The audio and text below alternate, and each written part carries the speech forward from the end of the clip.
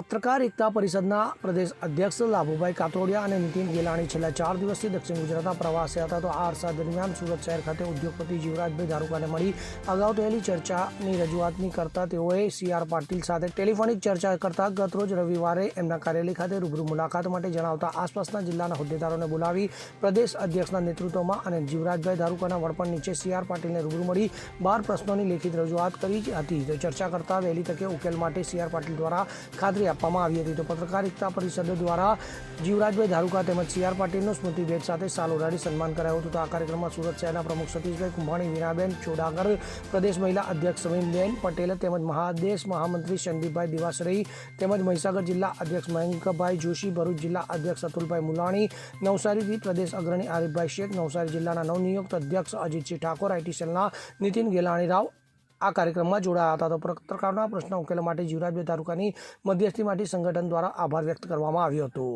સંદીપ દેવાસરી સાથે CN24 news, Mahisagar. હવે જુઓ દેશ દુનિયાની તમામ ખબરો તમારી આંગળીના ટેરવે. ઉઠાવો મોબાઈલ અને Google Play Store પરથી ડાઉનલોડ કરો અમારી CN24 ન્યૂઝ મોબાઈલ એપ.